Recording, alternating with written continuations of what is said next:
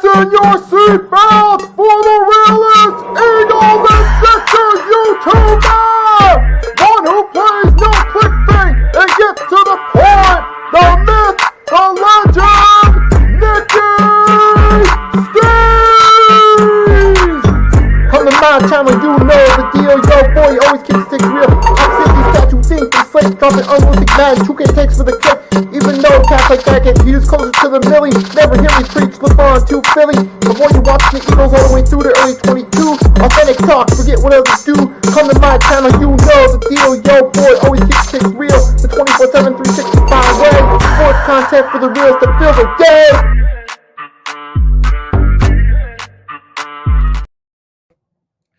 Good late morning, early afternoon, folks. It's your boy, Nicky Stees. This is going to be an impromptu NBA discussion stream. You can tell by the title of this, the main subjects I'm going to talk about. We're going to talk about Zion Williamson and what's been going wrong with him, Franz Wagner's hot streak, and Jared McCain potentially being Rookie of the Year contender. This is basically piggybacking off the main subjects we talked about last night on episode 100 of the Pick and Roll podcast with myself, Mitch Kofsky, Rios from Just Fans podcast, and Blaze Radio. But let's dive right into it. Before I get into that, going to briefly go over some of the NBA games from last night before we get into the main subjects of it. And we'll get a brief preview for tonight's games as well. So with that being said, let's dive right into it.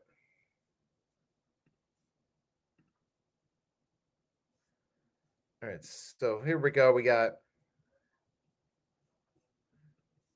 So right here we got, so last night we had Celtics beating the Pistons, and you had the Nets holding on to beat the Pacers, Heat beating the Lakers, then you had the Magic beat the Sixers, the Hawks beat the Bucks, T-Wolves destroyed the Clippers.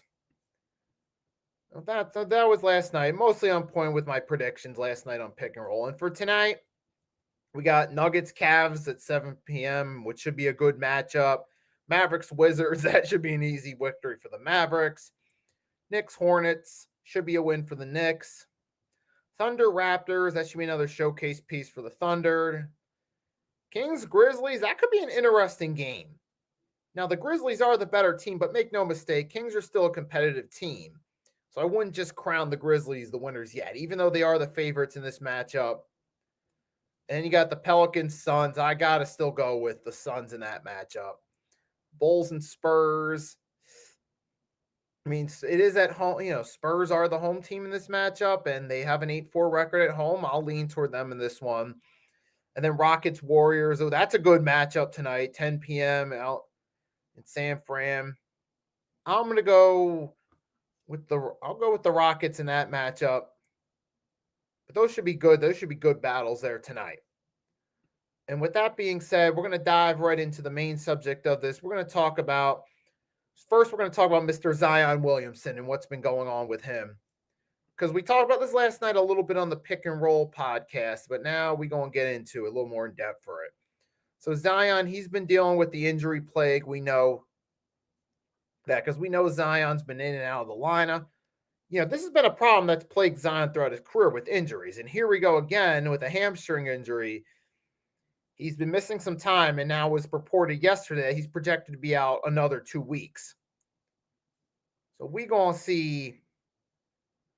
So now the New Orleans Pelicans, man, they're stuck in a hole so far this season. Not only are they down without Zion Williamson, but their record reflects that they're only 4 wins thus far this season. That's not a great start to the NBA season. And we take a look at the news right here. So the news for Zion.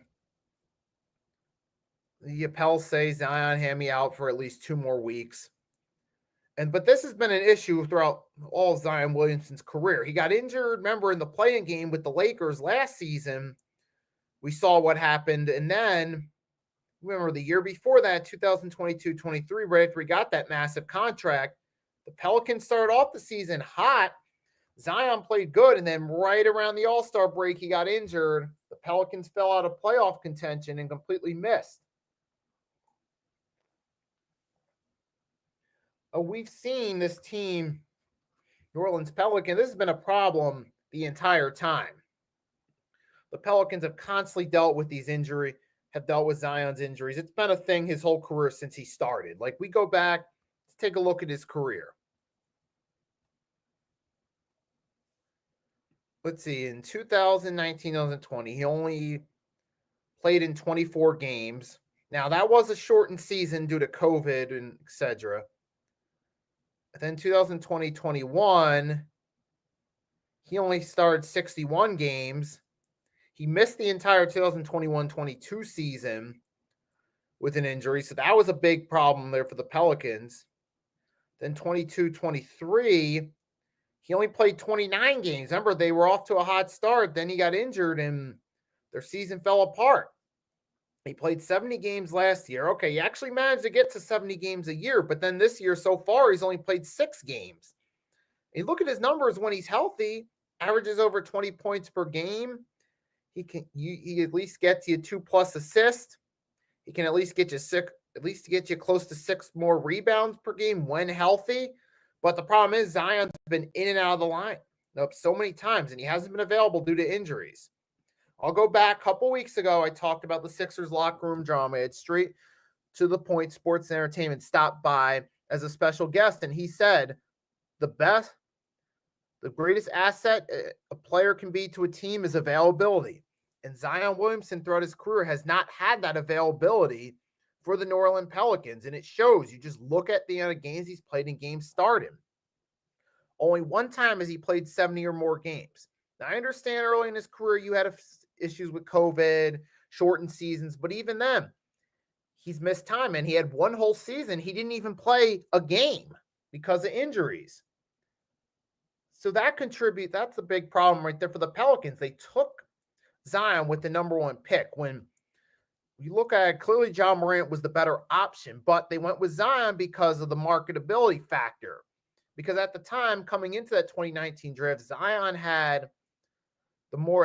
was the more marketable player at the time. The Pelicans wanted to go for the guy they felt could be a star that could help draw the arena, especially since they knew they were getting rid of Anthony Davis at the time. And they wanted someone that they felt could help their team with the future. And they did think Zion was that.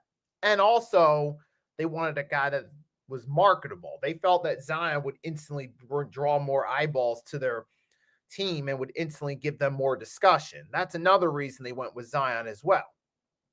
But for the Pelicans, it hasn't really worked out because he hasn't been available as much as he should be for a star player. They've only had a handful of playoff appearances, usually get bounced early. And when this team does, or when they do, and when they don't have Zion, they're struggling because they don't have anybody else around him.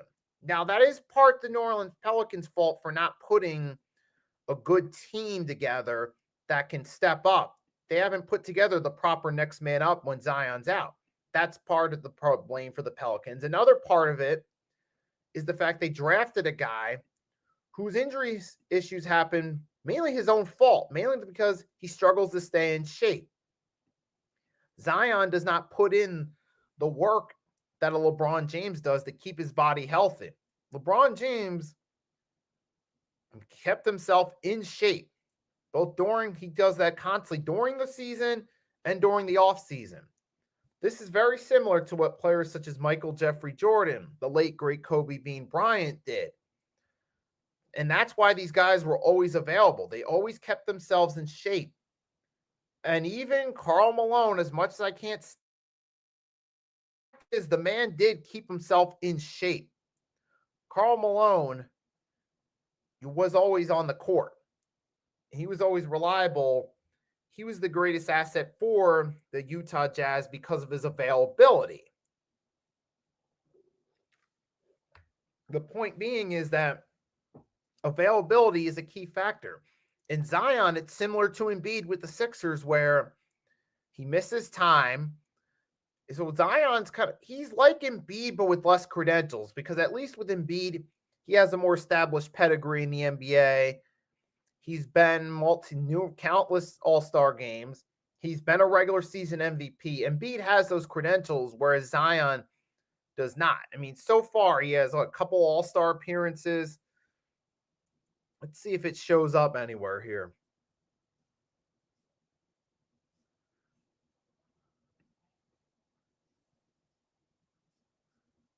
see, do we have anywhere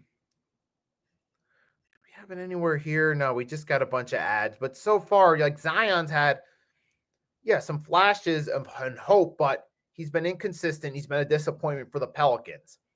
But that's part of the problem is also in Zion too. He hasn't kept himself in shape. He's constantly in and out of the lineup because he spends his time off the court eating a lot of food. That's one of it. And he's invested his time and effort into trying to fool around. Remember a couple years back, actually last summer, he had the incident, the baby mama drama, remember? With him and the retired film star. Well, we'll just call her that. But remember, he had that drama there. He got involved in that situation. Zion decided he wanted to get him just fool around. And you know what happened? He got himself caught up in some baby mama drama as a result. So that was a foolish move right there. And his lack of dedication to the game, not keeping himself in shape, is the reason he's constantly getting injured. And Zion just still to this day does not seem to understand that. All the food he's eating, it's wearing him down. It's causing his body to tire quickly. It's causing him to become more fatigued and more prone to injuries as a result. So Zion needs to do a better job taking care of his body. And now maybe someone's in his ear trying to tell him that, hey, you need to straighten up, young man. You need to straighten up or your career is going to be over. And maybe he's not getting the message. I don't know. But either way, the point being is all the memes we've seen of Zion sitting on the couch eating chips and soda, all that's a reflection of him doing a poor job taking care of his body. And as a result, it's caused him to get injured and miss time repeatedly. And it's been a detriment to the New Orleans Pelicans as an organization who've invested a lot of time and a lot of money into Zion Williamson, only to see a minimal return for the investment they put in. At some point in time, though, but at this point, I feel like Zion's trade value is the lowest it's been. It's the lowest it's been because at this point, who's really going to invest their time into a player that is constantly out of shape, that can't stay healthy? What is the point if you're an NBA team of bringing in a guy like Zion Williamson where you got to take on a huge salary and you got to deal with him being unavailable? Why would you want to take on that burden if you're an NBA franchise? The answer to me, I can't think of a reason why.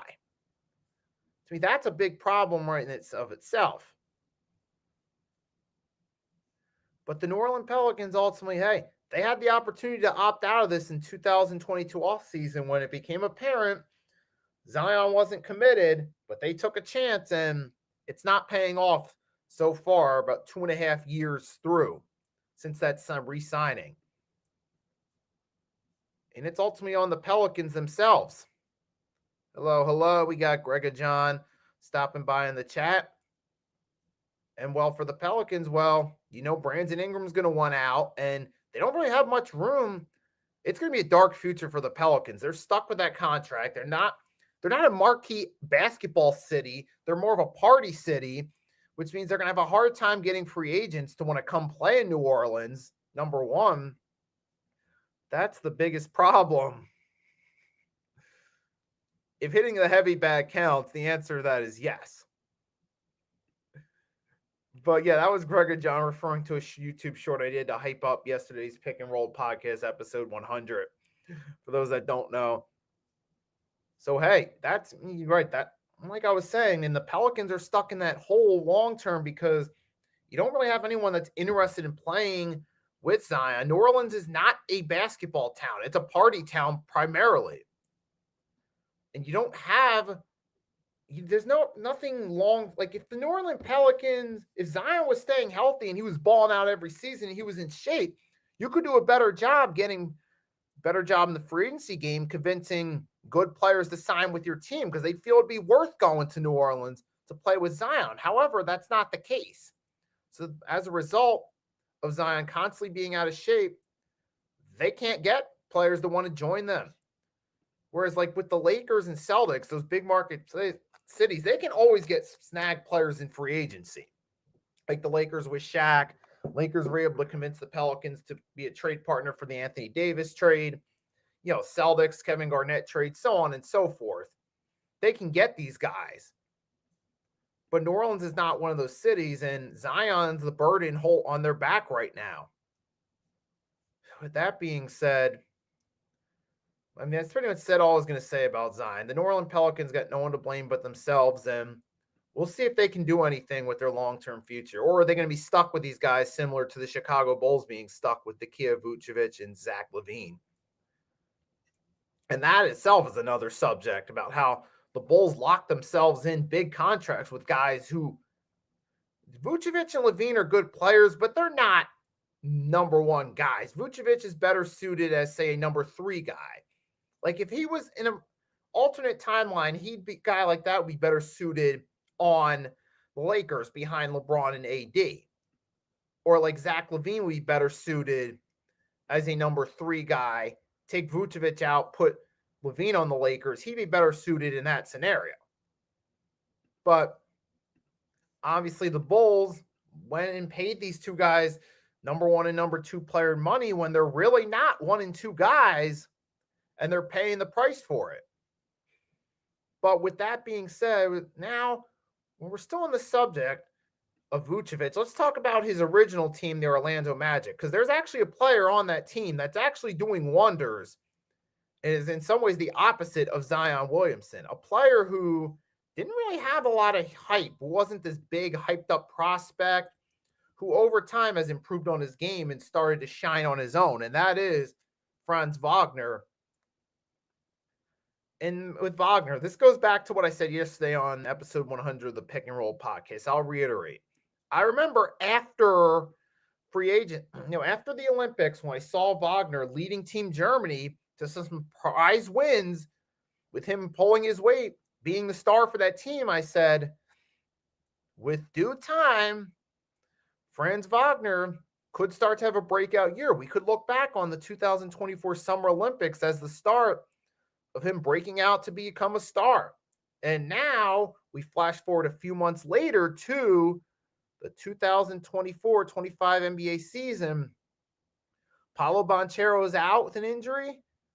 Next man up is Franz Wagner. Let's take a look. He's played 24 games, averaging 33 minutes, and he's averaging 24 points per game. This is a big step up for him. Because let's take a look. So far through his career, he was averaging 15, 18, 19. He took a bit of a jump each year in more points and minutes played. And now he's moved up to 24 points per game. He really just went from like 32 and a half minutes to 33 minutes thus far, and he's made a big jump in points scored. So he's getting more rebound. He's continued to improve on his rebounding. He's improved on assists as well. He's improved his offensive productivity as a whole. So you got a player that he can shoot, he can pass, he can rebound. You got the Orlando Magic have themselves a good piece, and they still have Paolo Banchero. So when he's back, watch out, because if Paolo Banchero returns, him and Franz Wagner know how to play off each other's strengths well. Watch out. The Orlando Magic could be a dangerous team. And for Wagner, we're going to take a look at his recent games. Like you had like last night against the Sixers, he had 35 points on 36 minutes. The night before against the Knicks, even in that loss, he had 30 points on 39 minutes. And then you had the 2 games against the Nets. First, he had 20 on Sunday, then last Friday, 29.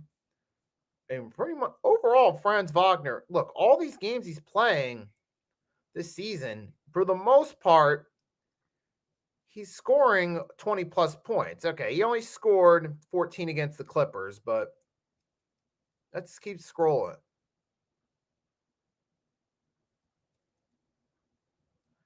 So look, early on, like he came out 3 20-plus games. Then, he did hit a bit of a slump, but then he rebounded.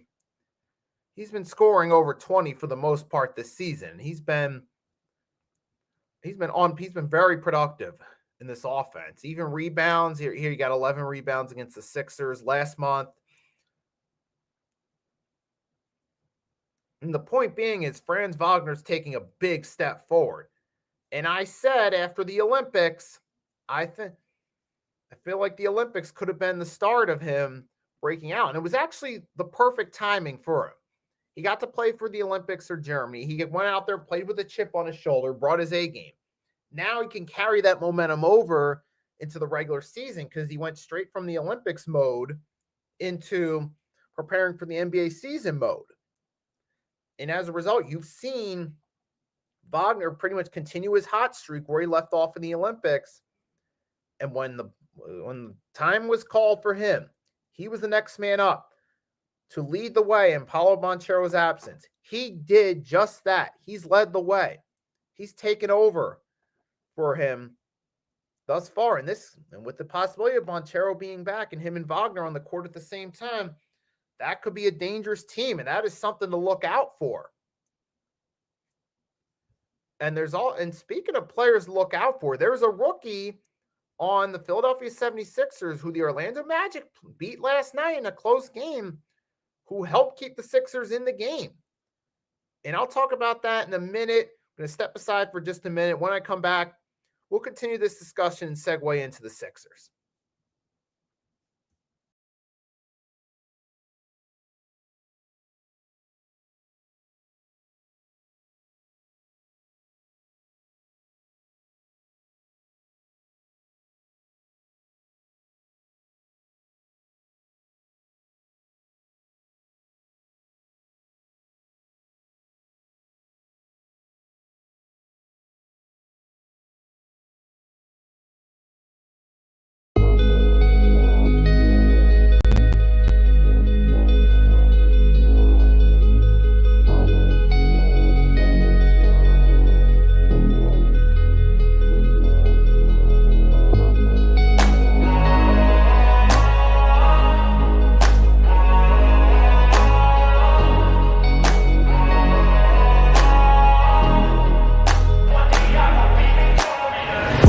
No sunlight, so cold, sleep is nice. So tired, my eyes fight. They just wanna close back up tight. Get up, hoodie on, hard work at the crack of dawn. This life ain't for the weak ones. No, this life pure, only for the strong. Feeling slow, shake it off. Don't got time for negative thoughts. Red sight, got the dot. Shoot my shot, I want the top. Never lost, got my plot. Know my story, I know my boss. I will fight against the clock. Time's a limited gift from God. One day I will have my victory. Crush all my enemies so viciously.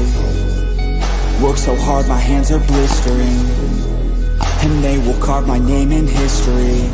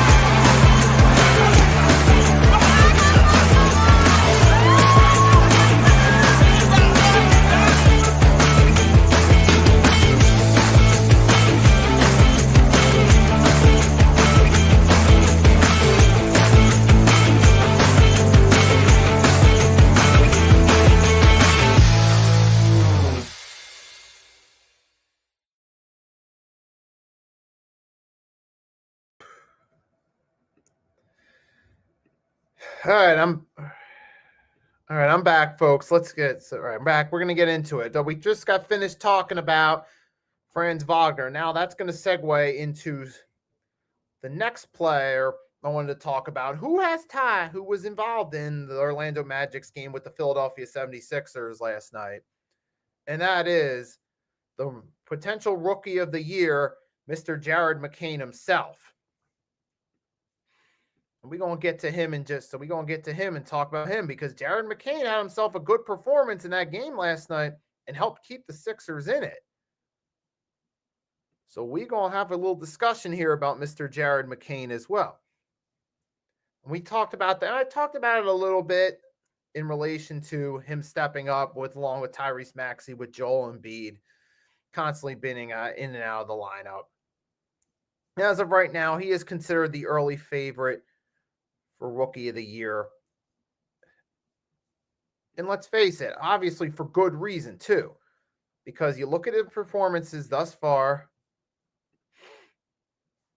So we're going to take a look. So far this season, he's played 20 games. He's played 20 games thus far, started in 8. He's averaging about 25 minutes, and he's averaging combined about 16.5 points per game, which for my rookie standards is actually pretty good. But people will say, oh, that's not the greatest stats. But yeah, this is a rookie. Obviously, it's going to, he hasn't reached his ceiling yet. But so far, he's playing lights out in his rookie season.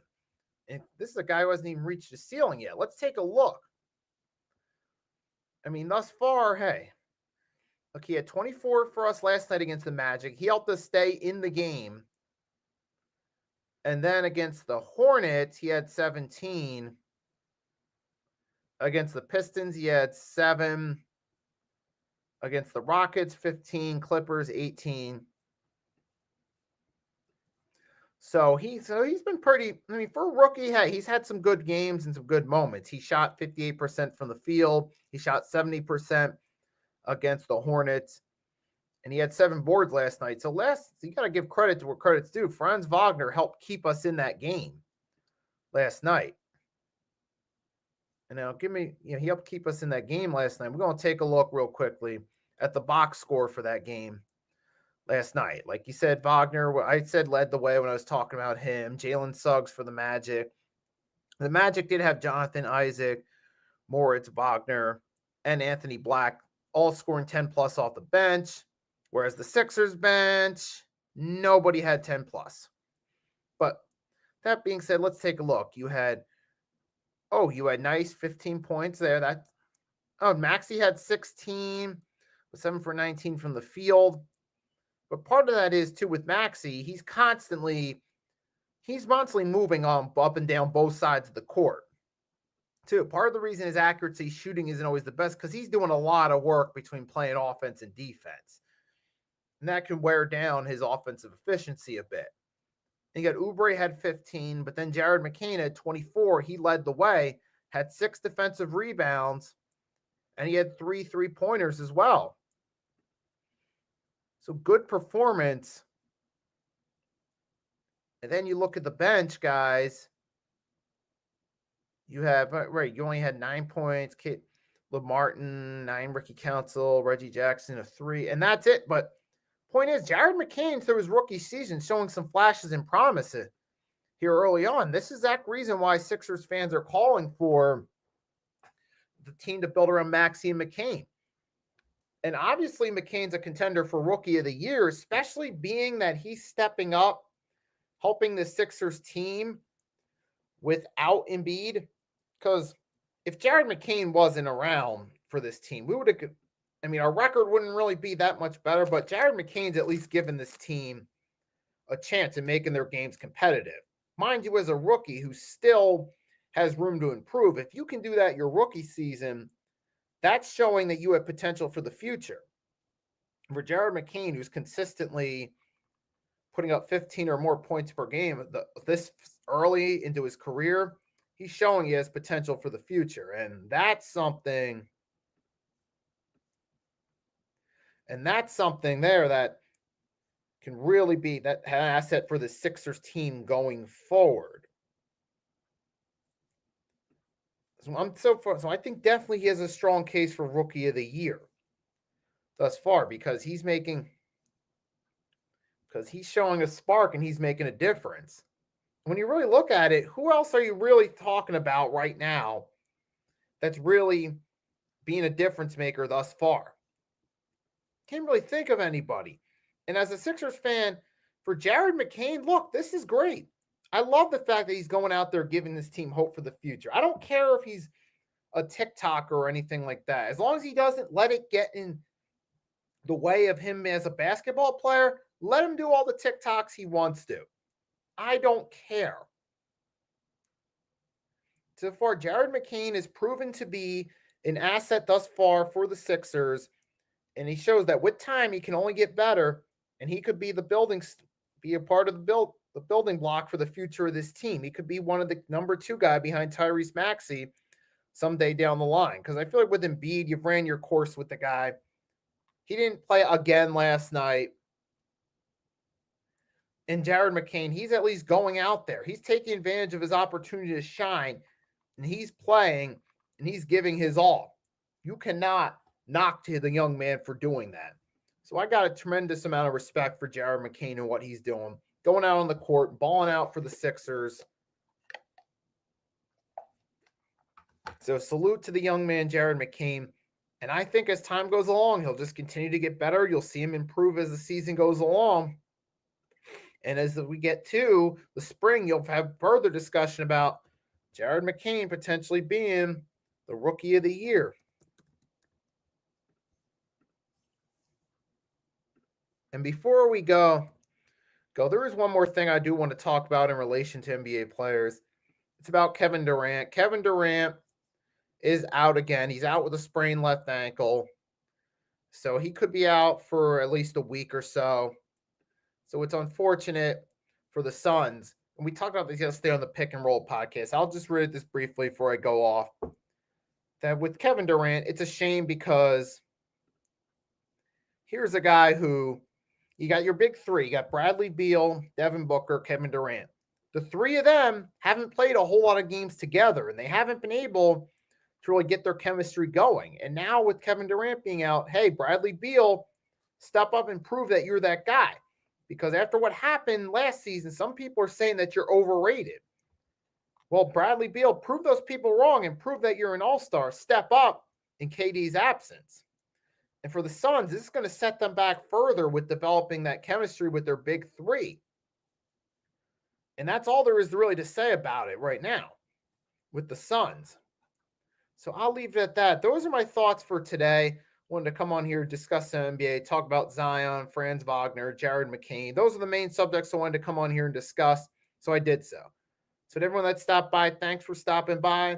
I hope you enjoyed this stream. I will share this to Spotify. You can catch it there or enjoy the rest. So thanks for stopping by. Enjoy the rest of your day or night if you catch this on the replay. Until next time, it's your boy Nicky Stees. Sign.